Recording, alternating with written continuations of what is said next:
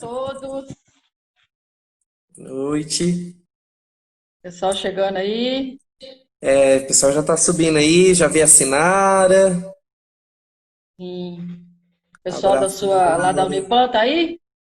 Já estão, deixa eu ver, eles estavam mandando aqui no grupo agora, perguntando se já tinha aberto. Deixa eu ver se identifica Uhum. alguém aqui. Um abraço pro Leandro, professor Mauro tá Gleison, aí Mauro. também. Uhum. Yasmine, minha aluna, já falou aqui, ó. Uhum. Marília foi minha caloura. Ah, Marília. Ah, Esse Patrícia. nada. Patrícia, terceiro período. Julieta. Todo mundo aí. Então tá, gente. Boa noite a todos. Vamos começar aqui uma live com o nosso egresso, Luiz Fernando Rocha Botelho.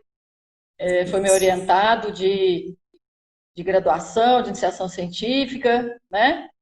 Meu Isso orientado aí. também depois no mestrado. Chegou aqui na Unimontes querendo mexer com boi, né, Luiz Fernando? Isso. Mônica que me levou para as aves. Entrei na. Aí levei ela para trabalhar, aí pronto. Aí apaixonou, né? Não, Continuou. Conta um pouquinho para nós aí como é que foi essa eu entrei na escolha. turma, eu entrei na turma de 2007, né, aí na Unimontes, e com o pensamento em trabalhar com gado de corte. E como a maioria, né, dos alunos na época, não sei se mudou aí o perfil dos alunos, mas na época a maioria das pessoas queriam trabalhar com bovino, os professores davam prioridade para os alunos que tivessem mais avançados, né? No segundo período, a Mônica foi minha professora de metodologia científica, veio a oportunidade de trabalhar com ave. Primeiro eu pensei, trabalhar com ave, galinha não dá dinheiro para ninguém, né? Isso que eu pensava lá atrás. Mas daí eu pensei, eu não estou fazendo nada mesmo, né? Vamos embora. E apaixonei pela avicultura, e a avicultura acabou, né, abrindo as portas aí, profissionais e pessoais também, né, dando oportunidades aí ao longo dos anos. Trabalhei com a Mônica, fui orientado da Mônica do fim do segundo período, né, já foi ali transição do segundo para o terceiro período, e aí fiquei a graduação inteira, aluno de iniciação científica dela. No último ano, fui orientando da professora Sinara, né, na área de ambiência também com frango de corte. E no mestrado, eu voltei, né, para trabalhar com avicultura e sendo orientado, mais uma vez, aí pela professora Mônica, né? Então, a Isso. avicultura, como eu disse, abriu portas, inclusive a oportunidade de ir para fora do país, né? No último ano, eu tive o meu estágio obrigatório, que eu fiz em Portugal, na área de avicultura, que foi graças à avicultura, né, que eu consegui essa oportunidade. Depois das experiências profissionais, entrei no Instituto Federal como professor de avicultura, no Senac, vi até a Marília falando aí, que foi minha aluna no curso do Senac, que eu ministrei no Unipan. Desculpa, no Unipep, porque no Unipan estou hoje. Na Unimontes, né? Já misturei as instituições. E São tantas, depois, né? são tantas, e depois eu tive a oportunidade de entrar aqui no Unipan como professor de avicultura, né, cobrindo uma licença maternidade. Estou aqui no Unipan desde 2016 e em 2017 eu assumi a coordenação do curso de zootecnia. Tá. E aí trabalhando sempre com os não ruminantes, né? Mas também um pouco com ruminantes, você está Isso. trabalhando. Aqui acaba que a gente vira, né, multifuncional, então eu tenho trabalhado aí nas pesquisas voltado muito para a área de monogástricos, né, os não ruminantes, área de nutrição, a área de ambiência, né, mas tem trabalhado também aí com ambiência de bovinos, né, na área aí de ruminantes também. Tem iniciado esse trabalho aí mais voltado para a área de ambiência, não indo para a nutrição de ruminantes. Então, ambiência e produção de não ruminantes. Ah, tá. Tá certo. E hoje o nosso assunto aí, né? Eu acho que deve ter pessoas aí que estão curiosas. Vocês não reparem não que minhas cachorras querem participar da live também, sabe? Então, de vez em quando Casa de elas zootecnista é vão. assim. É, então, a nossa live, a gente vai discutir pouco aí sobre a questão das novas tendências em aves alternativas, né? Quando a gente fala de ave alternativa, a gente pensa logo nas aves caipiras, né? Que, Isso. tirando aí o tradicional, que são as aves de produção, nós temos as aves caipiras. Só que hoje a gente sabe que não existe só a caipira comum, né? Aquela criação caipira, né? Semi-extensiva comum. Hoje tem outras vertentes aí dentro deste ramo aí, né? Então, o que você tem a falar para nós aí hoje, Luciana? Então, como você mesmo disse, né, não tem como a gente falar dessa questão de criação alternativa, né, sem dar uma pincelada aí no sistema, né, industrial, convencional, né. Antes de iniciar o assunto, Mônica, eu gostaria de agradecer o convite, né, da instituição, do programa de mestrado. É um prazer enorme, né, para mim, como egresso, né, como egresso da graduação, egresso do programa de mestrado, estar aqui frente à minha orientadora, né, tendo esse bate-papo e podendo, né, trazer um pouco aí dessa trajetória e ter essa troca de experiências, né? Já vi um monte de rostinho conhecido aí, tanto do Unipam, da Unimontes, né, familiares, então muito obrigado a todos. Então, primeiro a gente tem aí, né, o que domina a grande avicultura nacional, mundial, que a gente chama de avicultura industrial, né? Eu não gosto de falar, embora seja o termo correto, eu sempre falo com os meus alunos e nos cursos, né, que eu trabalho, que eu não gosto de falar esse termo industrial, embora seja o correto. Porque eu entendo industrialização como um processo de tecnificação, né, toda voltada aí nas teorias da Revolução Industrial, né, onde tem mecanização e tal. E quando a gente pensa nesses sistemas alternativos de criação, né, sistema caipira, sistema orgânico, que nós vamos discutir um pouco mais hoje, a gente tem esses sistemas também bem tecnificados, bem planejados. Então, se a gente for olhar lá, né, ao pé da letra, o que é um sistema industrial, talvez esses sistemas também tenham passado hoje, né, por uma industrialização. Embora o termo correto, né, do frango de corte e a poedeira é avicultura industrial, esse é o termo legal para ser utilizado, eu gosto de chamar de sistema alternativo, né? Sistema convencional, né? Que é o que a gente vem trabalhando aí há décadas, né? Só que a gente tem aí o que a gente chama dessa avicultura alternativa, que começou com a criação, né, de aves caipiras. Simplesmente, né, aves aí ao ar livre, que o caipira vem aí, né, da terminologia, né, do indígena, que significa criada ao ar livre. E ao longo dos anos, a gente não tinha muito uma definição, nenhuma própria legislação, normas de como que isso seria, essa criação alternativa. Então, era um animal que não era uma linhagem comercial, e nem um sistema de criação industrial, né? E essas aves eram criadas aí no fundo de quintal, né? Isso lá no início do século passado, né? De início mais para subsistência, ou então para uma questão mais de ornamentação, e depois foi entrando a tecnificação mesmo no sistema, né? Como se diz? Manejos, né? Introduzindo manejos já utilizados, né, na avicultura industrial, né, que poderiam enquadrar aí na avicultura caipira, né? Então quando a gente pensa lá na década de 60, lá na década de 70, 80, a gente tinha duas vertentes: a avicultura industrial, né, que é o frango de corte, a avicultura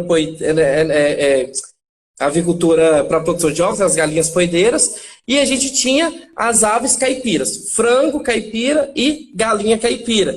E genéticas desses indivíduos, né, bem mais atrasados também quando a gente compara aí os animais, né, da avicultura industrial. Então, enquanto a gente tinha ali um frango sendo abatido por volta de 42 dias, 45 dias, né, lá atrás, a gente tinha aí o frango caipira sendo abatido com 6, 7, 8 meses, 10 meses, dependendo aí da genética, dependendo do sistema de criação, como que esse animal era criado. Talvez até mais, né? A gente vê aí pequenos produtores que até hoje tem aquele franguinho lá, que eu costumo brincar, né? Tatu com cobra, né? Que não tem uma genética bem trabalhada, que não tem um manejo. Vai depender também do tipo da criação dele também, né, Luciano? Às vezes o animal caipira tá ali, o pé duro e tal, mas de repente se o cara entra com uma ração, com um ambiente melhor, né, e tal. Isso. Pode ser até que ele adiante essa idade de abate, né, mas geralmente é tudo muito amador, né?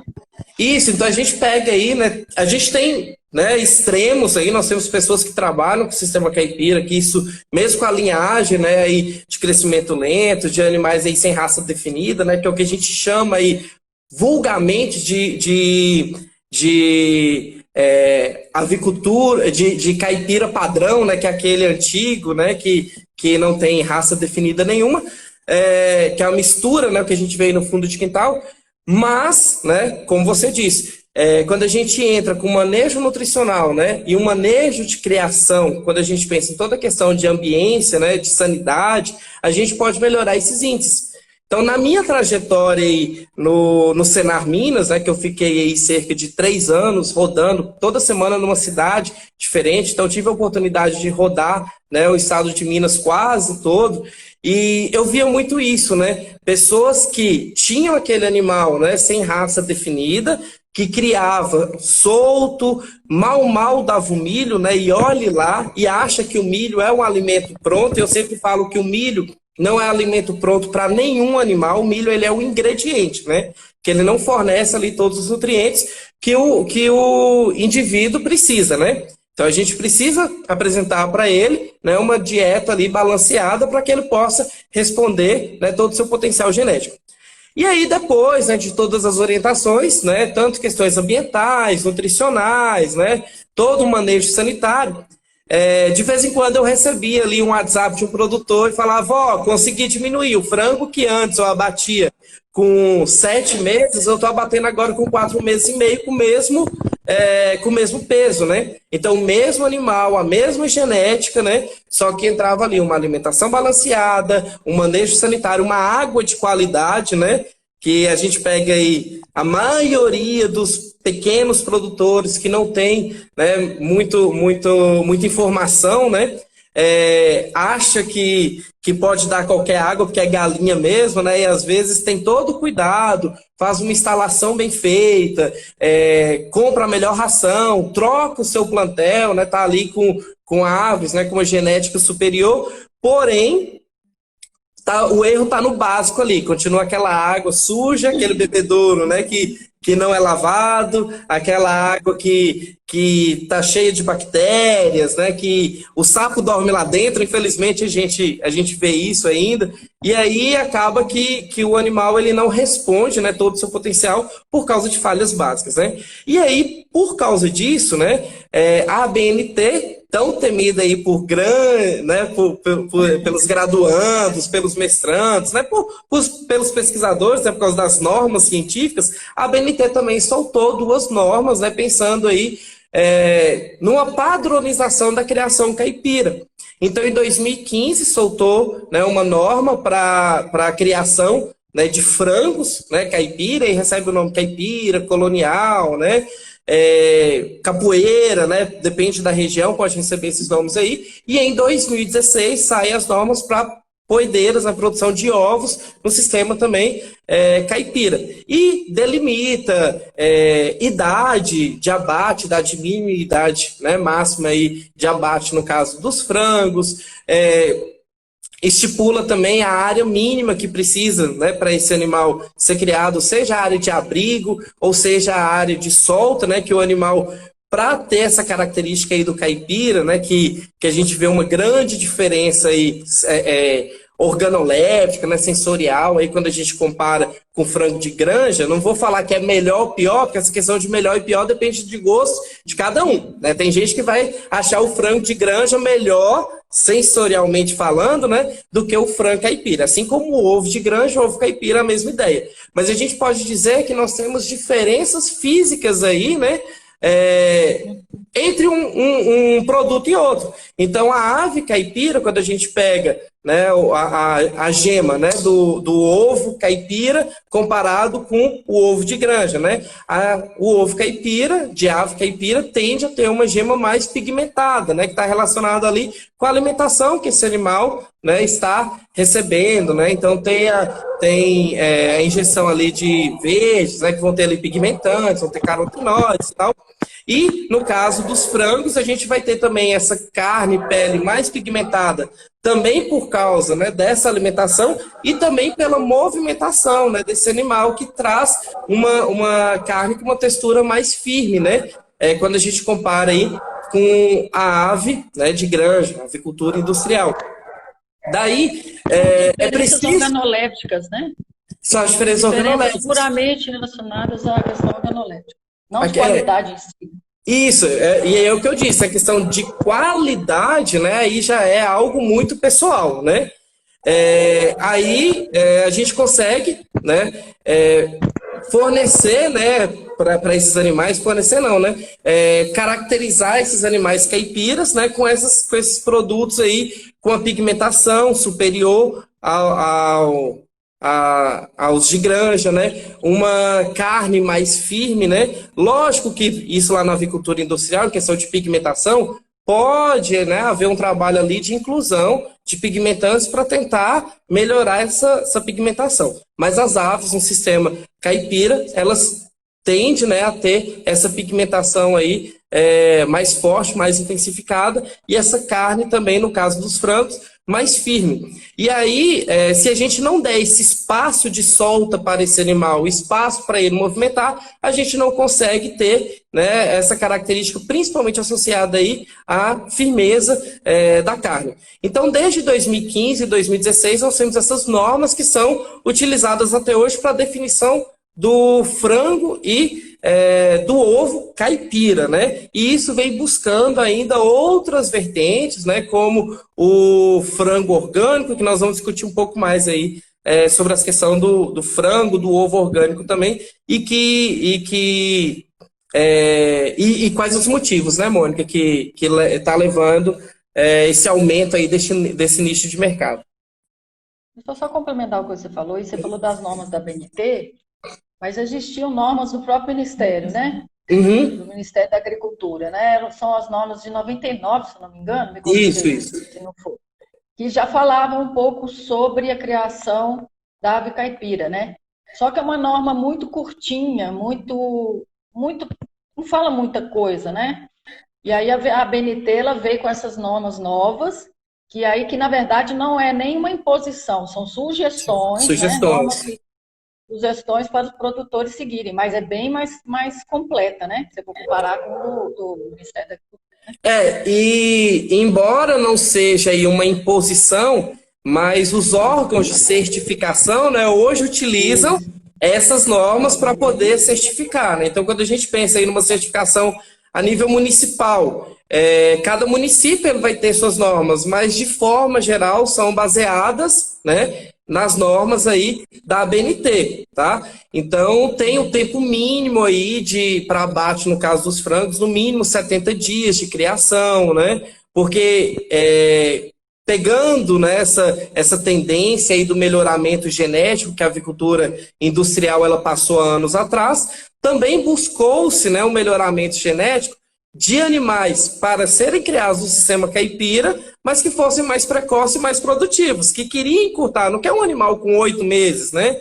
Não quer um animal com uma baixa produção de ovos. Então começou aí a formação de linhagens comerciais para a criação caipira, né? Que popularmente a gente chama aí de caipirão, né?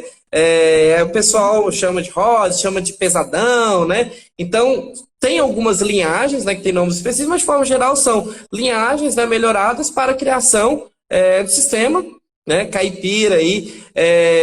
E a gente tem até uma linhagem que ela é muito precoce, inclusive nós passamos por experimento aí, né, na Unimontes, que a gente pegava ali animal com 60 dias e que estava né, como era um experimento ali que a gente estava testando determinados alimentos, então deixava ali comer à vontade, né, porque a gente queria ver até onde o animal ia, né? Mas a gente tinha animal que quando a gente foi abater, o animal estava pesando mais de 4 quilos, né, Mônica?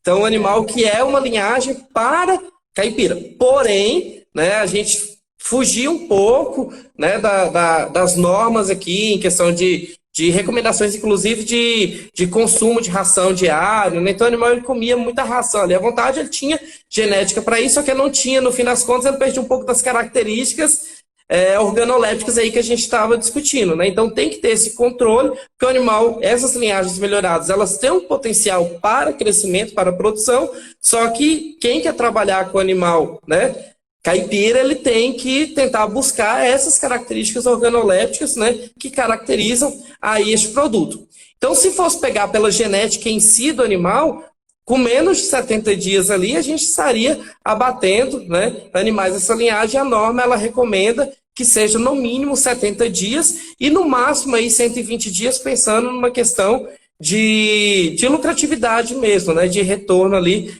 financeiro para o produtor. Luiz Fernando, eu acho que antes de você entrar na questão das tendências, tem uma pergunta aqui que eu acho que tem a ver com o que você falou, da questão de não ter diferença, né, do animal caipira com o animal de granja em termos de qualidade organoléptica aí, né? Que perguntaram aqui se há diferença na composição de vitaminas, né, entre uma ave e outra, por exemplo, o frango de corte, o ovo da galinha caipira com a galinha de granja, né? A gente sabe que alguns pigmentantes, eles estão relacionados aí com a vitamina A, né? Que a vitamina A, ela é precursora aí de carotenoides, né? Porém, pode haver uma adição ali de vitamina A, mas é tão insignificante, né? Que quando a gente pensa ali em questão de composição, né? Pensando em absorção, né? Nossa, como nutriente, né, não considera diferença nenhuma. É irrisório, né? Pode haver, sim, mas é irrisório, nutricionalmente falando, não há diferença. Aí a gente pode entrar numa outra vertente, né, que a avicultura trabalha com ovos enriquecidos. Aí já é uma outra história, né, que aí já tem, né, uma preocupação com enriquecimento de ômega 3, ômega 6, selênio, né? Mas aí já é uma outra história, não está relacionado ao sistema de criação, tá? E que isso, inclusive, é mais utilizado na avicultura industrial do que na avicultura alternativa. Estão perguntando aqui o que é organoléptico. Sim, estão perguntando aqui o que é qualidade organoléptica, né? Porque realmente tem gente que pode ser que não saiba o que seria, o que é o organoléptico. Eu acho que foi a Patrícia, minha aluna em terceiro período, que perguntou. Organoléptica está relacionada à questão sensorial, né? Textura, cor, aroma, sabor, né? Sabor, né? Então, relacionado aí questão sensorial. Que afeta os 5 sentidos, né, gente? Até o olhar também, a cor, né? Você olha ali, mas cor, sabor, cheiro, né? Também a textura também tem a ver, né? Isso. Mas e aí, Luiz Fernando? Essas novas tendências aí na linha de aves caipiras, o que nós temos hoje aí? Então, primeiro, por que essas novas tendências, né? Então, a gente tem pegado aí, ao passar dos anos, as pessoas com uma preocupação com o bem-estar animal. Não quer dizer, né, que dentro do sistema industrial, né, não tenha, né, uma preocupação com o bem-estar. A gente preocupa com densidade, a gente preocupa com ambiência, né? A gente preocupa com a nutrição, né, que atenda aí todas as exigências aí do animal. Porém, algumas pessoas elas preocupam com a ave lá que fica na gaiola, né? Com o animal que fica ali sem ter acesso a uma área livre, né? Então começa aí uma preocupação em fornecer para essas aves, né, para esses indivíduos, um ambiente onde ela possa expressar o seu comportamento natural. Lembrando lá das aulas, né, de bioclimatologia, de ambiência, né, a gente fala lá das 5 liberdades, e uma das liberdades é expressar o seu comportamento natural. E o que é um comportamento natural da ave, né? Podemos citar aqui ciscar, empoleirar, né? Ou esticar as asas, né? Ou tomar o banho de areia. E isso, principalmente quando a gente traz isso para a avicultura, né? De postura, isso na gaiola, o animal ele não vai conseguir, né? Ciscar. E aí começa lá, né, na União Europeia, começa ali já na década de 90, né? Uma preocupação muito grande com isso, e foi ao longo dos anos, né, abolindo a criação de gaiolas, né, a gaiola convencional lá na União Europeia, até que a partir de 2012 não poderia mais trabalhar com gaiola convencional lá na União Europeia, só poderia se fosse galinha criada sistema de piso, né, ou então com as gaiolas enriquecidas, onde eram gaiolas, né, maiores, esse animal ele ia ter um puleiro, ele ia ter os ninhos, né, onde esse animal ele pudesse expressar o seu comportamento natural. Então, seguindo, né, toda essa preocupação, né, da União Europeia, e eles sempre estão à frente mesmo quando pensa aí nessa questão de ambiência, geralmente, né, parte de lá, isso foi, né, irradiando aí para os outros países, chegou aqui no Brasil e tem-se essa preocupação também, né, com o bem-estar animal. E aí foi surgindo esse nicho de mercado, pessoas dispostas a pagar, né, por esse bem-estar, porque a gente tem duas situações, né? Nós temos um animal que, ao longo dos anos, ele foi melhorado geneticamente para conseguir, né, ter altos índices produtivos, né, nesse sistema aí convencional, industrial, nesse sistema de gaiolas, em sistema de piso, aí, no caso dos frangos, com alta densidade, né? E a gente consegue ter esses resultados, tá? A partir do momento que a gente pega esse animal e a gente leva esse animal para um espaço maior, né? Nós estamos diminuindo a produtividade daquela área, né? Então, nós vamos produzir menos naquele espaço. Então, pensando como indústria produtora de alimentos, se a gente tinha uma área que produzia X ovos ou X toneladas ali de carne, né? E a gente vai mudar para um sistema onde aquela mesma área nós vamos produzir 1/3 do que a gente produzia antes, isso vai ter impacto para o produtor, né? Eleva-se o custo de produção, né, para esse produtor e eleva-se também o custo, né, do produto final. Porém, tem crescido aí, né, o nicho, né, de mercado que pessoas estão dispostas, sim, a pagar mais por isso. Então, o que a gente tem hoje de tendência, né? Então, hoje nós já temos tendências aí no Brasil, empresas trabalhando com aves livres de gaiola, né?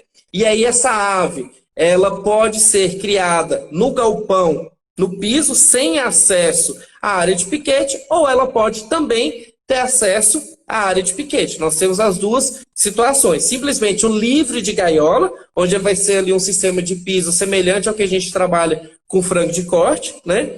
Ou ainda, além de ser no piso livre de gaiola, ainda vai ser um indivíduo ao ar livre, né? Onde vai ter acesso ao piquete, né? Semelhante aí o que a gente tem na avicultura caipira, tá?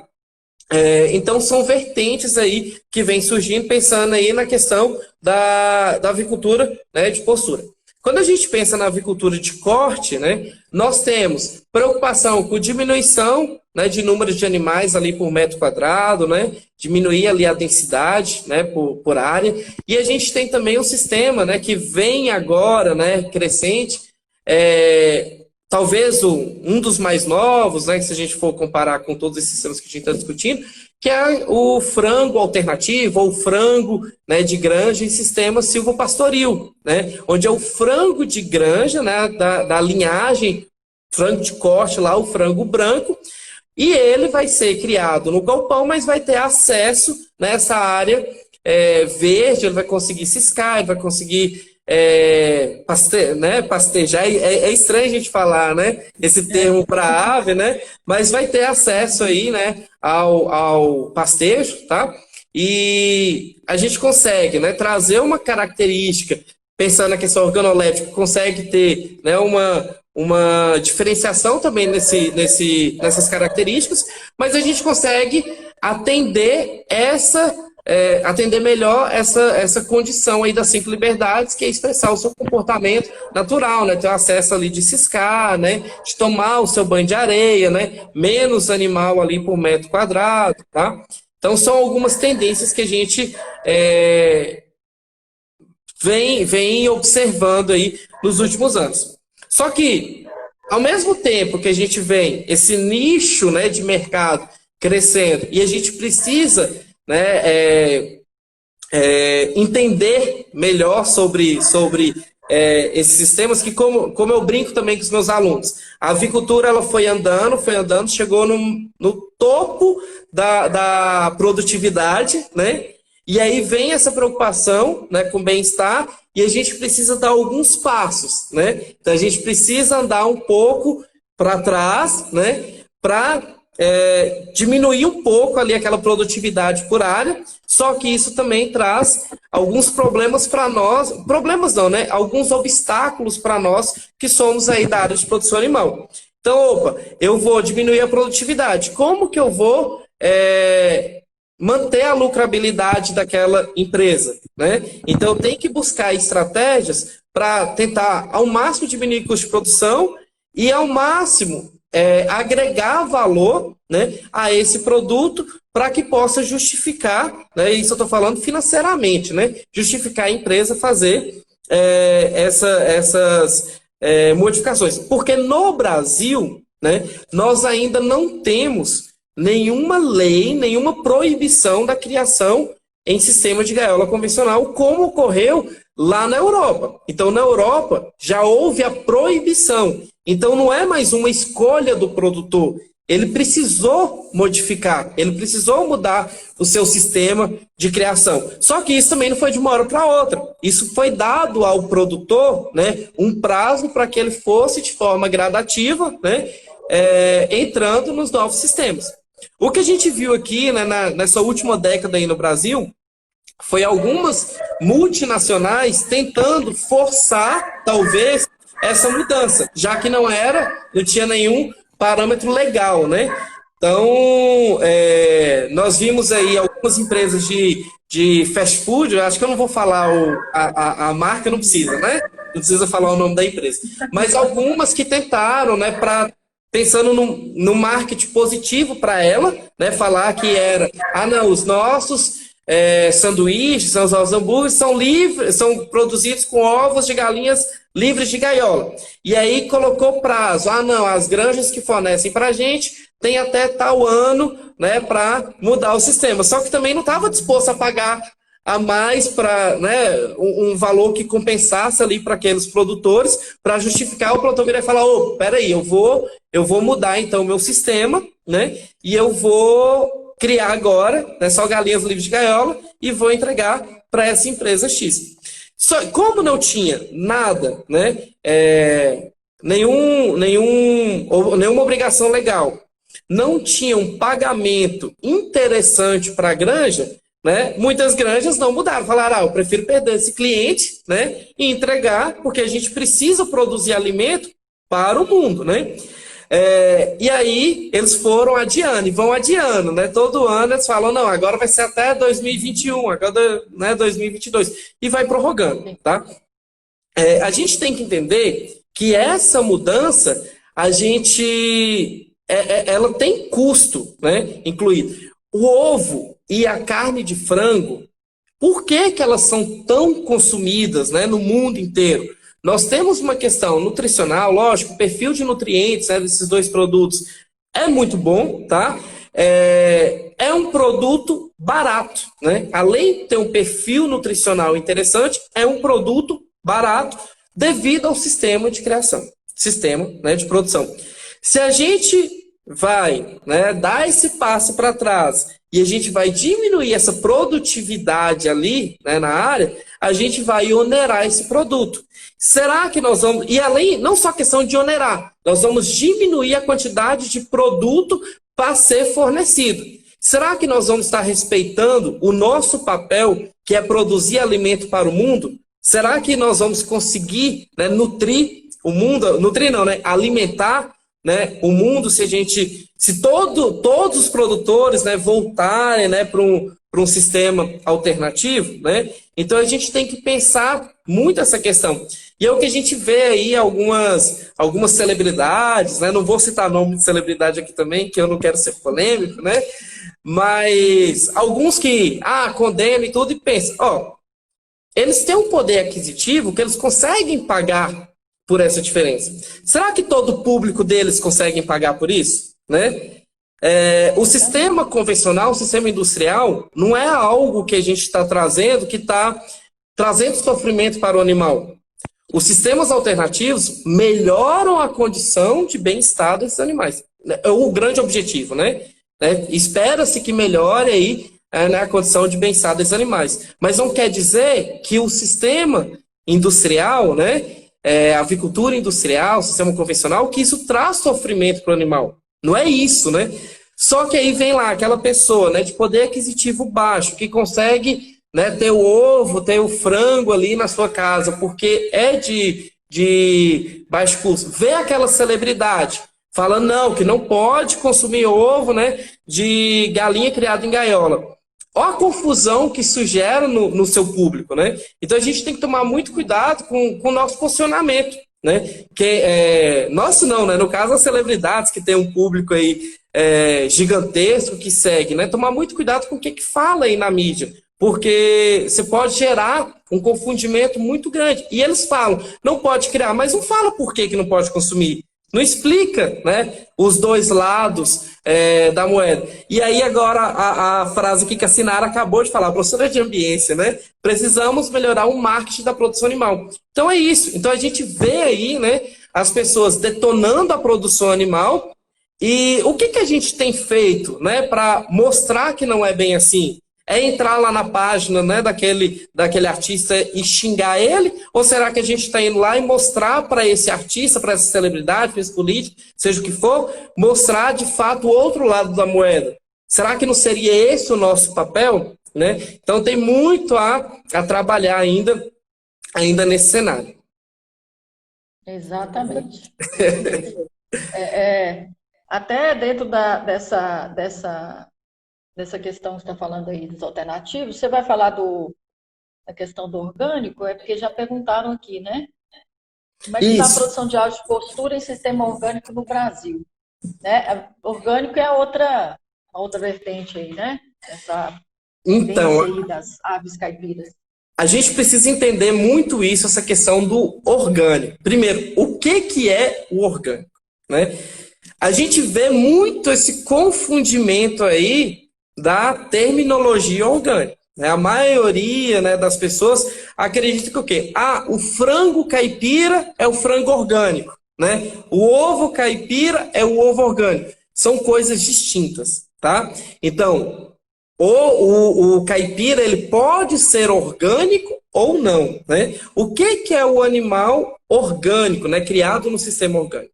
Então, ele é livre aí de medicamentos químicos, né, promotores de crescimento, químicos, tá? Ele é livre de vegetais que não sejam, né, produzidos de forma orgânica. Então, a alimentação é a base de vegetais orgânicos, e isso é muito difícil, né? A gente produzir um milho orgânico, uma soja orgânica que vai, né, virar um farelo de soja, né? Isso é muito difícil, isso é caro, né? E isso também onera a produção. Então, a ave orgânica não é uma ave caipira, é a ave que é criada num sistema, né, livre aí de produtos químicos e que a sua alimentação, né, basicamente ali vegetais orgânicos, tá? Não é de ave, Mônica, mas só para as pessoas entender essa questão da definição do orgânico, eu já entro, né, nessa tendência aí. Eu trabalhei um tempo atrás, né, prestei serviço para uma cooperativa, e essa cooperativa ela atendia o INCRA, né, assentados, acampados aí do INCRA. E eu fui uma vez, né, prestar assistência para um assentamento em Uberlândia, né? E aí eu cheguei lá, a mulher, a principal produção dela era horta, né? Horticultura, e ela estava começando a produção de bovinos. E aí eu fui para trabalhar, né, nessa área de bovinos, assistência ali na área de bovinos. E aí eu conversando com ela, por que que ela teve que começar a criar bovinos? Ela plantava a horta, vendia na feira e falava que era orgânico, porque ela fazia seus produtos ali para bater nas plantas e tal. E aí, na cabeça dela, era orgânico. E ela queria uma certificação, né, desse orgânico, que aí precisa, né, fazer uma análise do produto. Quando foi fazer a certificação, deu que o produto, que os vegetais não eram orgânicos. E aí ela ficou sem entender. E aí foi buscar. Lá em Uberlândia, né, tem uma integradora muito forte aí, né, que na época eu produzia peru, lá em Uberlândia. E ela pegava a cama de peru, né, o esterco ali, para poder adubar a horta dela. Só que os perus não eram alimentados com milho e farelo de soja orgânico.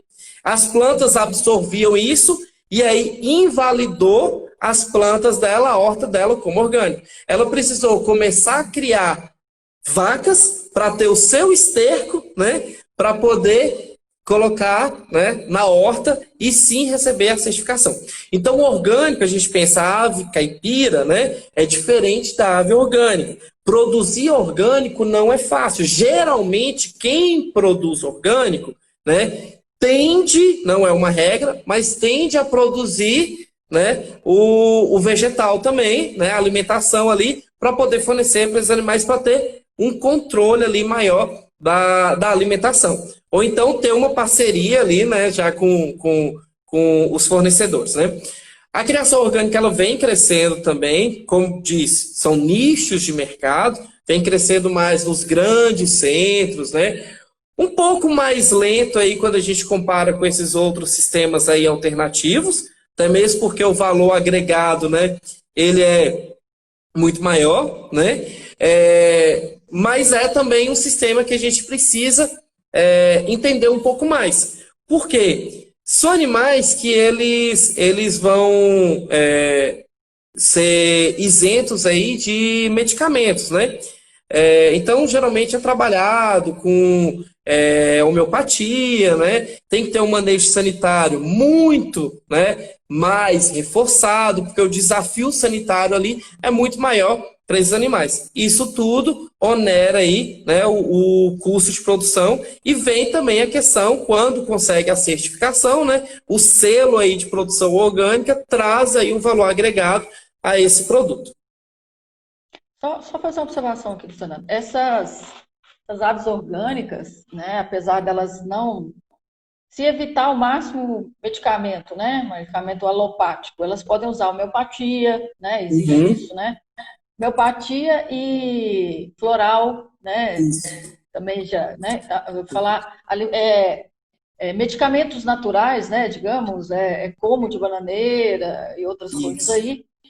Só que a vacinação tem que ser feita, né? Sim, Porque sim. você estava até falando lá na frente, que o produtor às vezes ele cria ave e não toma determinados cuidados. A gente tem que lembrar também que, às vezes, o produtor, a criação dele não vai para frente porque ele não vacina, né? Ele acha que o animal é super-herói, né? Que vai vir tudo e não... Né? Sim. Um dos grandes problemas também é esse, né? Tem que ser vacinado, é importante isso. E eu sempre falo com o pessoal, principalmente quando eu estava, né, no Senar, eu sempre falava para os produtores, né? Por mais que a gente more na melhor casa, que a gente tenha a melhor alimentação, que a gente tome banho todo dia, escove dente todo dia, lave as mãos, a gente está susceptível aí, né, a patologias. Ó agora o que a gente está passando, ó a pandemia, né? Então a gente está susceptível aí a uma contaminação viral, bacteriana, né? Então assim também são as aves, né? Assim também são os animais. Por mais que a gente tenha esses outros cuidados, se a gente estiver numa região, né, desafiadora, ou seja, que tiver, né, histórico de determinada, né, patologia ali, é necessário fazer a prevenção. E qual a prevenção mais eficiente? A vacinação. Para aves, né, a gente tem aí a vacinação obrigatória, que é a de marek, né, que é com o dia ou em ovo ainda, né, que já vem do incubatório, né, e tal, já vem vacinado, mas outras, né, vacinas aí vai depender da região, né, para ver o que entra ali no programa, né, sanitário, né, de cada produtor. De forma geral, né, no Brasil a gente vacina aí contra Newcastle, contra boba, né, aviária, e a salmonelose, né, de forma geral, né? Tifo, cólera, né? Tá? Mas Exatamente. é preciso preocupar com isso também, né? Com a questão da vacinação dos animais, tá? Exato. Passou aqui, mas lembrou aqui que é fitoterápico, eu estava querendo lembrar o nome Isso. dos medicamentos que são recomendados para o sistema orgânico, né? Isso, foi a Letícia, ela é uma farmacêutica que é quase zootecnista, né? Ah, Ela, tá. Aham. daqui, nossa egressa aqui. Tem outras perguntas aí de orgânico, né? Mesmo diante a patologias, não pode fazer o uso de medicamentos alopáticos? No caso do orgânico, não, né? No orgânico, a gente não trabalha com medicamento alopático. Por isso, o desafio seja maior ainda, tá? As medidas de biossegurança, né, para criação diferem muito, né? Não, né? A gente vai ter que ter um controle muito maior ali de entrada, né? Talvez a área de preservação ali, a área circundante, né? Talvez seja maior, um controle muito maior com a matéria-prima, né? Com a alimentação, porque são animais que quando a gente pensa, né? Nos outros sistemas, onde a gente tem aí a possibilidade, né? De usar, né, outros produtos aí, né, na avicultura orgânica a gente não tem essa possibilidade. Então, qualquer deslize, o prejuízo ali é muito maior, o desafio é muito maior ali para os animais, né? Então, tem essa preocupação, sim, redobrada aí com a biosseguridade. Não quer dizer que nos outros sistemas a gente não tem que ter, gente, tá? Todo sistema aí, as aves, né, elas eu costumo brincar também que às vezes o pessoal chama, nós da avicultura, de sem coração, porque a gente trabalha com lote, não com indivíduo, né? Então a gente tem que ter muito cuidado, né, de identificar ali o indivíduo ali para retirar a maçã podre, né, digamos, né, ele tirar ali do lote para não disseminar, né, nenhuma patologia, nenhuma contaminação maior, tá? Luiz E Fernando, tem o pessoal. Você quer complementar isso que você está falando? não, e só falar que, de novo, voltando a essa questão de marketing, né? É muito. A todo momento, né, a produção animal ela vem trazendo aí, né, pontos que deixa os leigos aí confusos, né? Então, recente agora, nós tivemos uma empresa que lança lá no programa, né, falando que o produto orgânico sem antibiótico, reforçando, gente, não pode, antibiótico não, desculpa, sem hormônio. Gente, não tem hormônio em nenhum sistema de criação, seja industrial, seja caipira, seja orgânico, né? Nós temos uma legislação que proíbe desde a década de 60, mas além disso, né, economicamente, fisiologicamente, é inviável, né? Não funciona, não tem aplicação de hormônio, né? Então, só para reforçar esse lembrete, que não é uma especificidade do frango orgânico, né, do ovo orgânico, né, e sim da avicultura como um todo, tá? Não tem hormônio de crescimento. E a mesma empresa temando em falar a mesma coisa, né? Isso. Luiz, a gente está. Como passar rápido uma hora, né? Nossa, mãe.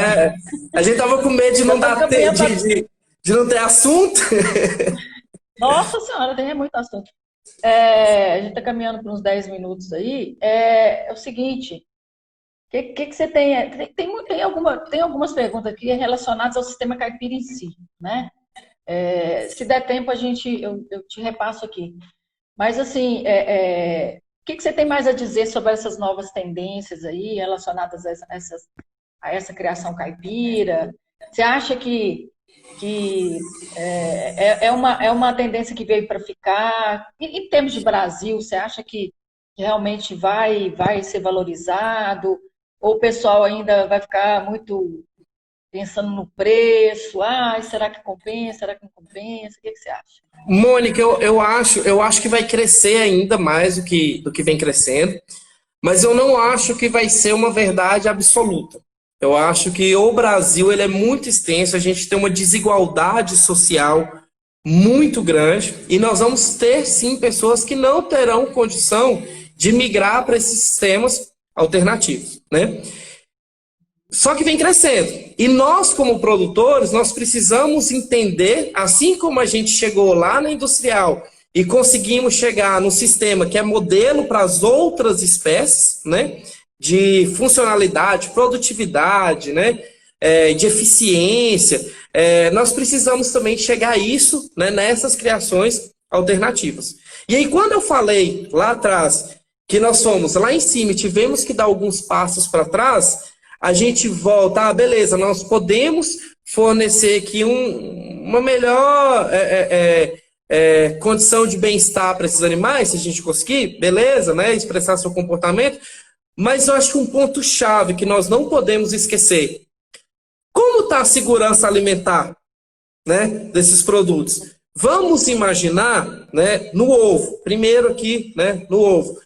O ovo da avicultura industrial, espera-se que, né, as gaiolas elas sejam todas higienizadas, né, que tenha toda uma preocupação, que tenha a coleta constante ali dos ovos, que as aves vão ter, né, menor contato possível com esses ovos, inclusive as grandes empresas, as grandes granjas, né, a galinha ela bota o ovo, quem vai pegar no ovo vai ser só o consumidor lá na sua casa, porque já tem, né, esteiras que pegam esse ovo, vai para classificadoras automáticas, né, embaladoras automáticas, e aí só você que vai tirar, né, esse ovo ali da embalagem. Quando a gente leva isso, né, para uma criação em piso, uma criação caipira, a gente tem que lembrar que nós estamos colocando ninhos para esses animais eles vão entrar no ninho, vão botar, né, pisou em uma área contaminada, né, então vai pisar lá dentro do ninho, pode bater, né, ovo com ovo, às vezes já tinha ovos lá, né, aumentar a quantidade de ovos trincados e abrir porta para contaminação microbiana, né, e aí a gente pode ter uma vida de prateleira menor desses ovos, a gente pode ter um ovo, né, com uma carga, né, microbiana aí maior, e pensar também que uma ave que geneticamente, né, foi melhorada, adaptada ali para botar na gaiola, então ela não tem muita essa preocupação de forma geral, uma preocupação necessariamente do ninho. Lógico que se isso é colocado no piso, tem o instinto animal, né, que vai buscar, mas vai ter aves que vão botar lá na cama, que vão botar lá no chão. Aquele ovo, né, ele não pode ser comercializado de forma in natura, porque você não sabe, né, exatamente que dia que aquele ovo ele foi botado, né, qual a idade daquele ovo, né, não sabe qual a carga microbiana, né, que ele teve contato. Então a gente tem que tomar muito cuidado com isso. Sem contar que aí a gente vai ter a preocupação com poideiras que a gente já tem com frango de corte, que é trabalhar com os anticoxidianos, né? Anticocídio estático, anticoccidiano, que nas dietas aí para poideiras não são regras, mas quando a gente vai para o sistema de piso, a gente precisa fornecer, né, isso para os animais, pois elas vão ter contato direto ali com a cama, e aumenta ali o desafio também para esses animais. Então é uma preocupação. Como produzir bem, né? Produzir um alimento barato, produzir uma quantidade satisfatória, né? Fornecer bem-estar para os animais, né? Maximizar o bem-estar para os animais e ainda fornecer um alimento com uma boa segurança alimentar. Então é um grande desafio para nós que somos da área de produção animal, quem quer trabalhar na área de avicultura tem que ter isso em mente, que talvez, né, as novas tendências de pesquisa e de aperfeiçoamento. Uhum. Luiz Fernando, falta pouco tempo para a gente terminar aqui, mas é o seguinte, se a live cair, a gente pode voltar, tá, pessoal? Quem quiser continuar, a gente pode estender um pouco, inclusive para tentar responder aqui as perguntas, algumas perguntas que surgiram, tá Uhum. bom, gente? Então, todo mundo avisado aí, se cair, a gente vai entrar de novo, tá? Perfeito. Essa questão da qualidade, né, dos ovos é muito fácil, para igual você falou das celebridades, né? As pessoas falarem, pessoa que não é da área, não tem conhecimento, é muito fácil falar. Gente, as aves, eu estou cansada de ver, né? As aves, elas sofrem muito. As galinhas ficam presas num espaço mínimo, não sei o quê. Eu não compro mais ovo de galinha criada no sistema tradicional, né? Eu vou comprar. Mas é justamente o que você falou. A grande massa da população não tem condição de comprar esses ovos, né? Uhum. Então eu digo assim, até um desserviço às vezes dessas pessoas falarem isso, né? Porque Sim, elas têm que ver que ovo e frango são alimentos de alta qualidade, né? E que tem que continuar acessível, né? É o nosso papel aí de zootecnistas, né? Cuidar para que esses alimentos continuem acessíveis, né? sim. Para uma grande massa aí, tá? E Não esquece de salvar a live. não, pode deixar. E outra coisa que eu sempre falo também, Mônica, que um dos primeiros sinais, né, que o animal ele está passando por condições de estresse é diminuir a produtividade. Então, o animal estressado, ele vai diminuir a produtividade ou ele não vai produzir, né? Então, se o animal, a gente está tendo o animal, né, com alta taxa ali de produção, produtividade ali do plantel, né? Será que esse animal está mesmo passando por condições, né, estressantes? Né? A gente tem que observar também como está o comportamento desse animal. Como é que está ali os comportamentos anormais desse animal? Né? Então a gente precisa observar um contexto. Aí, como você disse, né? Infelizmente, essas celebridades ou subcelebridades que querem o seu lugar ao sol, por muitas vezes, né, prestam aí um desserviço, né, de anos aí, né, que a gente vem lutando aí para quebrar barreiras aí para a grande população e produzir um alimento de qualidade, né, para a mesa aí do consumidor. Exatamente. É isso aí. É, voltando à questão das tendências aí, né? Uhum. Essa questão você falou aí dos animais criados, por exemplo, o frango alternativo, né? O foco dele hoje, ele é mais mercado externo, né? Esse frango, Isso, frango de corte. Lembrando que ele é criado num galpão, né? E ele tem acesso, né? Ele é um sistema semi-intensivo, digamos, né? isso.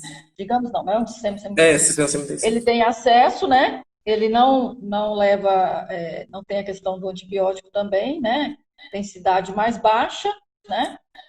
Mas ele é mais Mônica, muito voltado para o mercado externo. vai cair agora, 18 segundos. Nós vamos derrubar agora, gente, a gente volta, tá? Vai e vai voltar. Voltamos. O pessoal tá Então, entrando aí. tá. Uhum.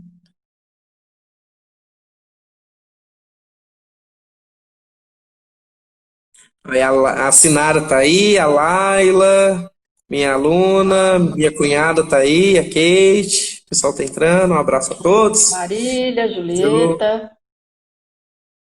A Bruna me orientando da pós-graduação. Sua eterno orientado ou não? Tem uma que falou aí que você vai ser seu eterno orientador. Ixi, eu tenho que ver quem é que eu. Alô, vai ser meu eterno orientador. Cláudio, Cláudio, ex-co-orientador, né? é Ex e eterno, né? eterno. Ah, foi a Jaqueline me orientando de TCC agora. Ah, tá. Uhum.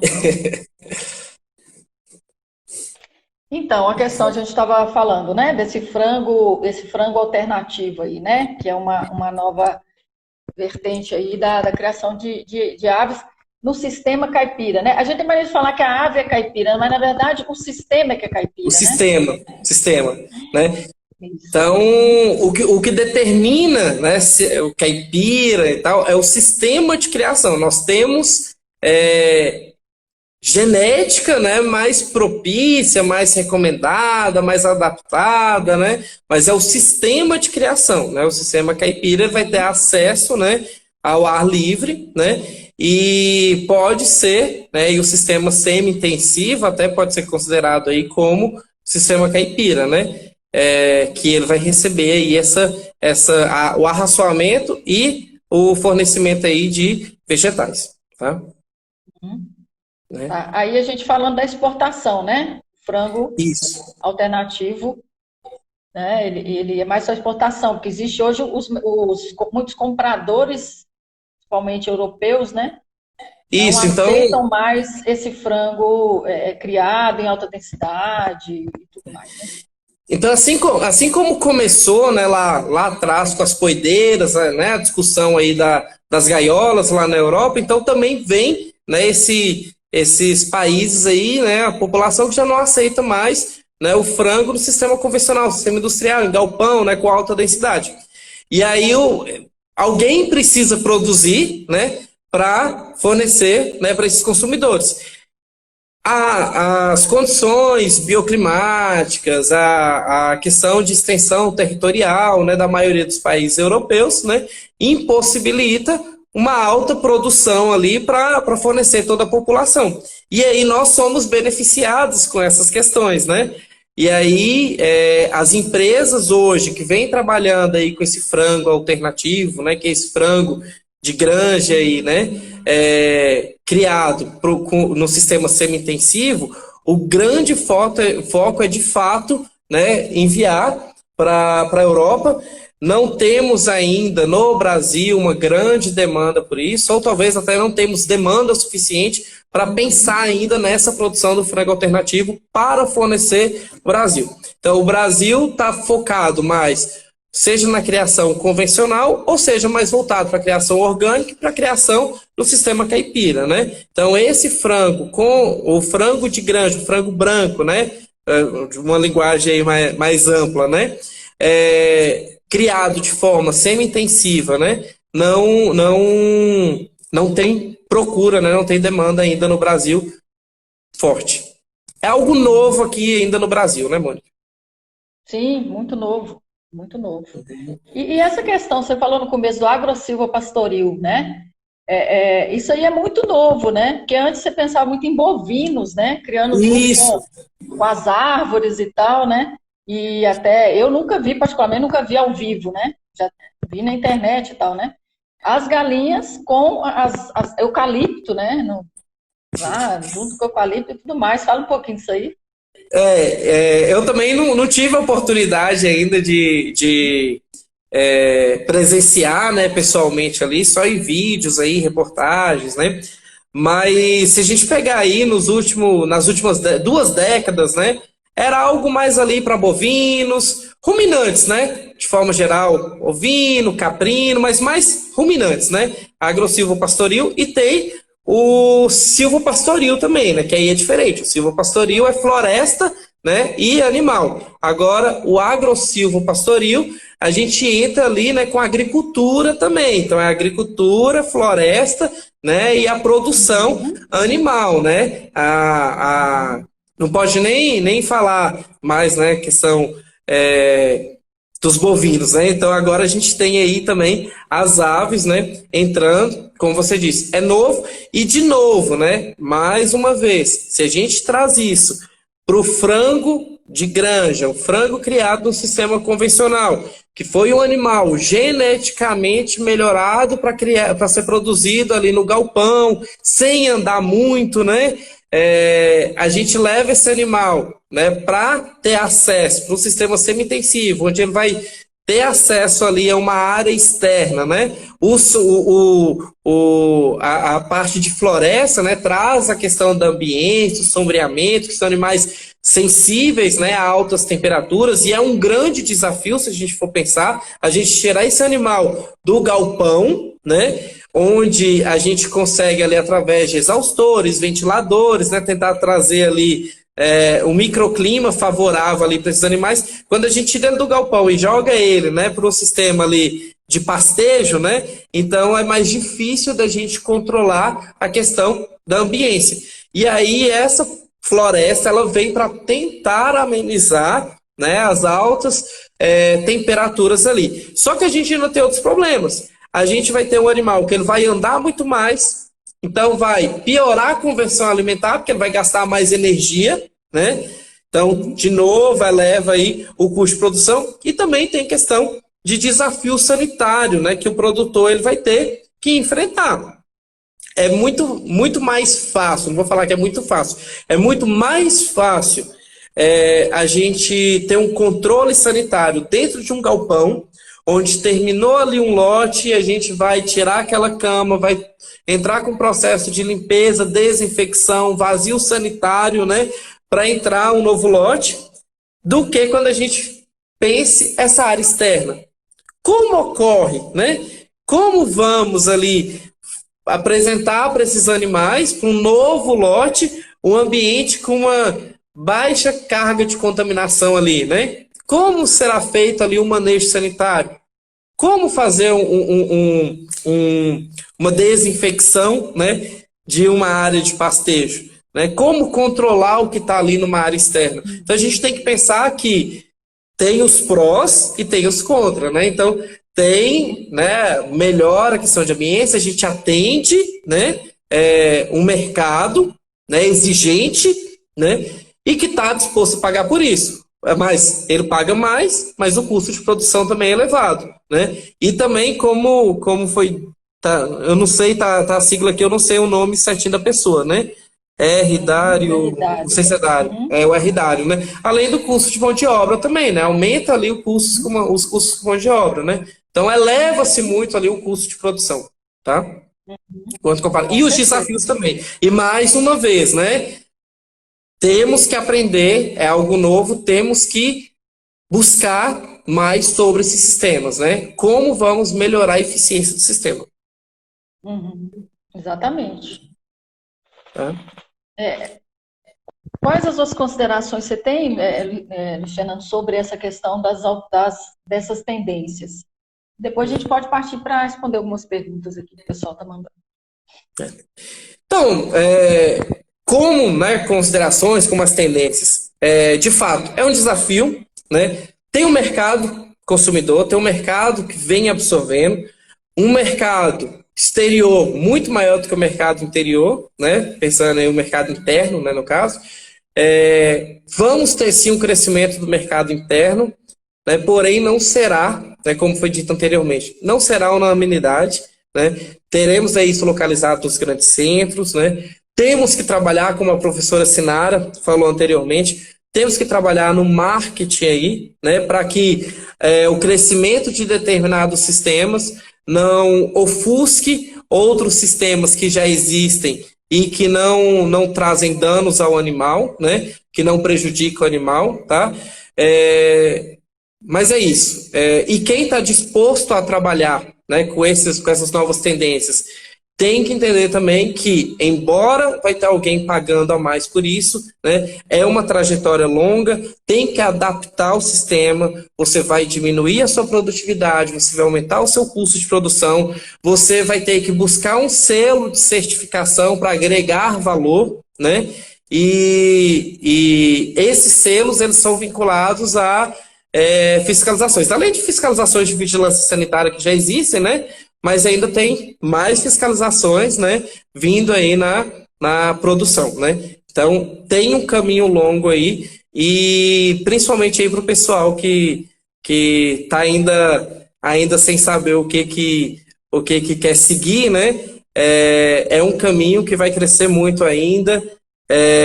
Busquem essa área, né? Estudem mais sobre isso, aperfeiçoem mais sobre isso, que daqui 5 anos, daqui 10 anos, nós vamos ter uma visão, né, diferenciada aí desses sistemas, vai ser mais comum, né, aos olhos aí do público. E espero que pelo menos ali a definição do orgânico, todo mundo daqui 5 anos, a gente não precisa estar batendo na tecla aí o que é um animal, uma ave, né, sistema orgânico, e a questão do hormônio também, que não é sistema aí de criação, né, Mônica? Mas espero que em breve a gente não tenha que estar direto aí, né, e quase que empurrar por goela abaixo aí a questão do hormônio, tá?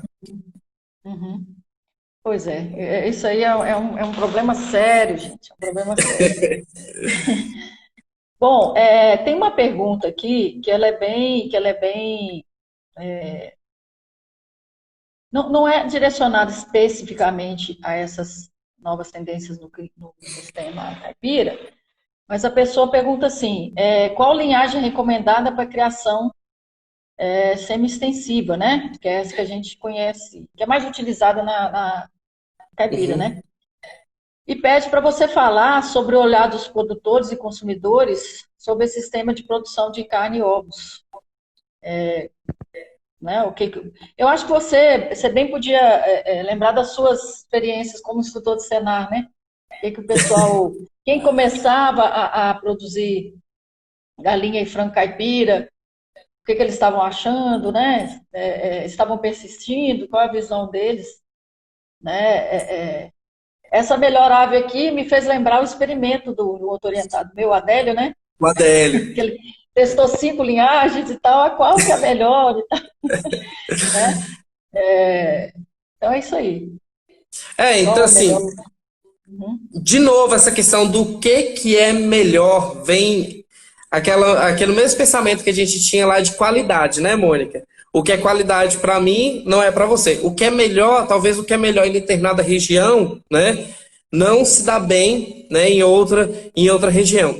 Nós temos algumas linhagens, né, que são mais populares, né? Então, nós temos aí Label Rouge, né, para produção de carne. A gente tem o Label Rouge pescoço pelado, o Label Rouge pesadão, né? Nós temos o Carijó, que é aquele pedrez, né, aquele pintadinho, né, que é utilizado aí para corte. Também por alguns produtores consideram aí ele como dupla aptidão, porque quando a gente compara com a caipira tradicional, né, aquela sem raça definida, tem uma produtividade, né, de ovos interessante, uma produção de ovos interessante, tá? E aí, para quem quer trabalhar com os dois, né, você consegue ter uma produção boa de ovos e um animal, né, terminado ali com uma característica de carcaça, né, ali interessante, tá? Nós temos o vermelho pesadão também, tá? Nós temos uma linhagem, né, que assim, quando a gente pensa em índices zootécnicos, é fantástica, que é a gigante negro, só que a gente cai num problema, né, de comércio, porque são aves negras e aí tem mais penugem ali né, na limpa ali do frango, a gente pode ter, né, uma dificuldade maior. Então, pensando isso para comercialização, né, talvez não seja tão interessante, sendo que a gente tem outras aves, né, com mais fácil manejo, mas de novo eu falo, não é que ela é pior, né, depende da região.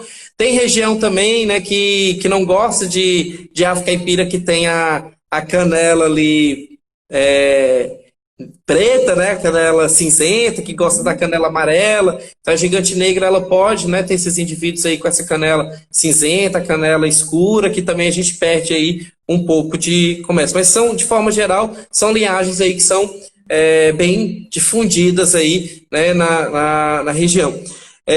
Agora E só pensando. considerar uma coisa aqui, até a pescoço pelado, dependendo da região, o pessoal também tem preconceito com ela, que Sim, acha feio. Se você for, por exemplo, comercializar a ave viva, por exemplo, né? A ave viva tem mercado que não gosta dela, que acha não ela gosto. feia, né? Você sabe?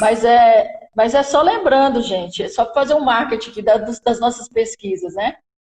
Daquelas 5 linhagens que a gente avaliou aquela vez, todas elas se adaptaram muito bem, né? Deu uma melhor resposta ali em termos de carcaça ali, para carijó e para vermelho pesadão, né? Aquela marronzada e tal. Mas, em linhas gerais, e a gente testou os animais, aquele calorão de Janaúba, né? Setembro, outubro. Elas se adaptaram muito bem. Então, hoje existe como você falou aí, uma gama de linhagens, né, disponíveis, mas vai depender muito do mercado consumidor. Qual linhagem que o mercado aceita, né? Que as pessoas estão dispostas, né? Dispostas ou até querendo mesmo, né? Porque o caipira, o consumidor caipira, ele olha muito também, não só a questão organoléptica, mas ele olha para a ave, né? Para a ave em si, para a conformação, tudo mais, né? O animal está muito pesado, ele não quer lá, não. Esse animal está pesado demais, isso não é caipira, né? Então, até você falando do nosso trabalho que a gente deixou. Caipira, você não pode deixar muito ração à vontade, né? O caipira, o melhorado, né? Senão ele passa do peso e tal, né? Então, vai depender muito do seu mercado consumidor, né? A questão das linhagens. Isso, depende muito do mercado. E tem também uma outra linhagem que eu esqueci de falar para corte, que é a Colorido Paraíso, Colorido. Esqueci agora, que é o colorido melhorado, né? Que quando a gente olha, fugiu agora a complementação. É como se fosse essa caipira comum, né? Que ela não tem um padrão, né, de cor, tá? Que na verdade, o que ela Colorido Paraíso Pedreiro, se eu não me engano. Que ela foi pegando, né, as caipiras comuns e cruzando elas, né, não teve introdução de raça pura, né? Então foi só melhorando as linhagens, então é um animal mais rústico aí, mais adaptado. Mas quando a gente compara com essas outras, tem uma produção, né, um pouco menor, né? Não sei se você já ouviu esse termo, Mônica, mas quando eu andei no Senar, eu achei muito engraçado o pessoal chamar o pescoço pelado de bendegó. Nunca tinha ouvido falar, né? Aí é comum aqui eles chamarem de bendegó, nunca tinha ouvido falar, não. Agora, para criação, né, de produção de ovos, a gente tem bem difundida aí a Embrapa 51, né, que vem tomando, né, muito espaço. A Isobral também, né, criada tanto em gaiola quanto sistema aí semi-intensivo, também são aves aí que vem dominando de forma geral a produção de ovos aí caipira, tá? A segunda... Uhum. Não, eu ia te perguntar justamente para você complementar a questão da visão do produtor. Isso. Aí, né? Deixa eu só complementar mais uma coisa aqui. O produtor hoje, ele vê nas suas andanças aí como instrutor, ele vê realmente as aves como uma criação ali que ele vai viver disso, que ele vai... Porque muitos falam assim, é só uma complementação, né? Então, mas você acha que ele vê isso como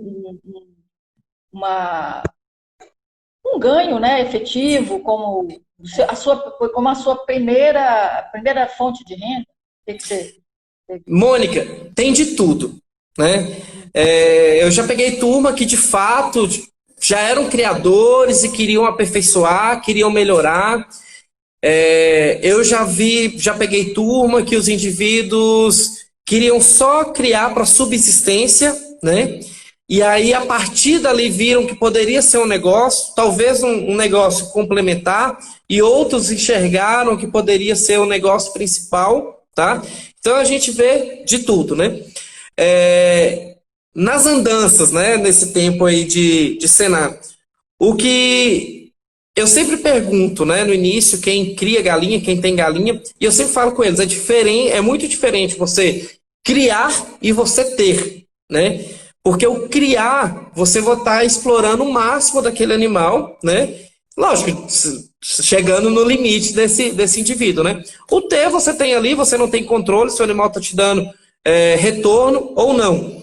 E aí, quando chegava ao fim dos treinamentos, eles falavam, eu acho que a gente tinha e não criava, né? E aí viam essas falhas que nós vimos, né? Nós discutimos lá no início, que é uma alimentação que não é balanceada, não tem uma vermifugação dos indivíduos, não tem uma vacinação, não tem um cuidado com a qualidade da água, e não sabiam por que que o animal morria, né? E aí, depois que viam, né, toda essa preocupação sanitária, é o tripé que a gente fala da produção, né? Que é genética, você tem um indivíduo, você não vai ficar querendo lá o tatuzinho com cobra, você tem que ter um animal que vai responder, né, a produção, uma alimentação, né, uma nutrição balanceada, tá? E a sanidade, que é a sanidade, eu até jogo a ambiência aí dentro da sanidade, né? Mas na verdade eu poderia falar que seria o quarto pé aí, né? Mas a sanidade, não, o controle sanitário ali e a preocupação com a ambiência, tá? A partir do momento que eles começam a ver, né, onde estão as falhas deles, eles começam a despertar que aquilo pode ser um negócio. E por muitas vezes, né, como eu disse, eu recebi mensagens, pessoal satisfeito, ó, tô criando e quero ampliar agora. Antes eu estava criando só para subsistência, eu vi que o negócio dá retorno, tá morrendo menos, já tive que vender um excedente que eu não dei conta e eu quero ampliar. Eu até vi que o meu irmão, ele entrou aí. Meu irmão, um tempo atrás, trabalhou, né, num banco, também não vou fazer propaganda aqui para banco, não fiz para empresa nenhuma. Ele trabalhou num banco na linha de crédito para produtores. E na cidade, né, na minha cidade natal, Brasília de Minas, eu ministrei um curso lá, e né, dos participantes foi lá realizar o financiamento, né, para poder implementar a criação. E aí logo já pagou e já quis renovar o financiamento, ampliando a produção, porque ele fez o cálculo, o retorno, né, estava alto, o pessoal começou a procurar mais pelo produto dele, porque era um produto diferenciado e ele tinha um marketing que ele tinha todo o controle sanitário, né, mostrava como que era a criação, né, e a demanda ela foi crescendo aí, né. Então temos de tudo. Nós temos aí pessoas que vão, né, criar, né, apenas ali para subsistência. Tem muita gente vivendo, né, de criação de aves. Só que, geralmente, as pessoas que vivem da produção, principalmente ali da produção de frango, né, de forma, né, comercial, que tem aquilo ali como uma renda mesmo, a maioria tem trabalhado ou com essas linhagens, né, melhoradas, ou então tem trabalhado com a caipira comum, né?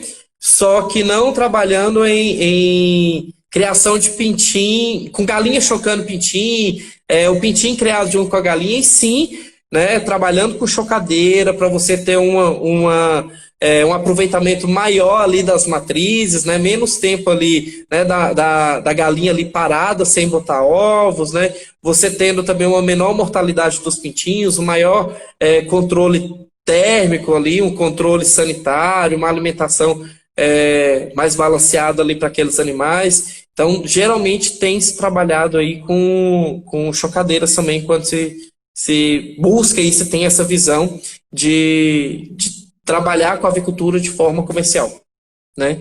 Porque eu tenho visto que quem quer trabalhar com subsistência fica com galinha chocando pintinho e ela mesma criando os pintinhos, de uma forma mais artesanal. Uhum. Ok. Então, nós já estamos caminhando para o final desse segundo tempo, né? Queria te agradecer demais, Luiz Fernando, pela sua disponibilidade, viu? Eu acho que quem assistiu aí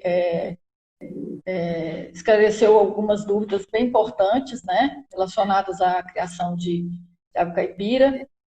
Você trouxe para nós aí algumas tendências, né? Fora a questão do caipira tradicional aí, né? Essas novas tendências aí, tá? Creio que quem quiser, gente, quem tiver mais dúvida, né? A gente passa contato, né? Pode passar? Pode sim. Passar o seu contato, né? Porque realmente o tempo passa rápido e aí a gente vai ter que encerrar, tá? Só relembrando, gente, que nós vamos interromper a sequência de lives, essas lives do Departamento de Ciências Agrárias, por um período, porque nós estamos num recesso, né? E que vamos voltar depois, na primeira semana de agosto, que já tem live já marcada para agosto. Então, nós vamos ficar esse período aí, né, dessa semana até final desse mês, sem essas lives, tá? Mas que a próxima vai ser divulgada, tá? Bom, Mais alguma colocação? não, eu tenho que agradecer, né, mais uma vez aí ao convite, né, pela instituição ter lembrado, né, de mim, né, ter feito esse convite. É sempre bom, né, voltar, né, à casa, trocar experiências, né. A gente estava com medo de não conseguir falar 1 hora, né, Mônica? Acabou que passou. Passou, né? Agradecer você, Mônica, por ter me apresentado a avicultura, né? Por toda a minha trajetória ter começado, né? Ao seu lado e assim, por ser esse exemplo de profissional, e eu sempre brinco com você que eu aprendi muito, com você e meus alunos acabam, né, sofrendo ali a exigência da professora Mônica, né? Mas o profissional que eu sou hoje, eu devo muito a você, devo aos meus grandes mestres, né? Vi vários aqui, né? A professora Sinara, professor Vicente, professor Cláudio, né? Estou falando o nome deles, que foram as pessoas que, né, eu vi passando aqui, mas tem tantos outros professores que seria injustiça aqui, né? Citar apenas o nome de alguns. Conte comigo sempre que quiserem, né? Estou sempre à disposição. Quem quiser pode passar o contato, tá? Podem seguir lá também no Instagram, tá? Que a gente vai trocando informações. Parabéns à instituição, tá? Por essa, né? Esse pensamento aí, né? Dessa realização dessas lives, né? Discutir esses temas de uma forma mais leves, né? De uma forma mais dinâmica, né? Foi bem bacana. Exatamente. E aproveitar e fazer um marketing aqui, né? Você falou assim, se precisar de você, nós vamos te chamar. Gente, estamos organizando o ciclo de palestra, tá? O Núcleo de Estudo em Pesquisa em Animais Não Ruminantes, NEPAM. Nós vamos organizar um ciclo de palestras, tá? Na área de não ruminantes. E Luiz Fernando é um dos palestrantes, tá? Então não percam, vocês verão Luiz Fernando de novo. E dessa vez não é para falar de ave. Vai falar de outros não ruminantes, né? Mas, falar de outras coisas. Assim, nós estamos terminando aí os finalmente da organização.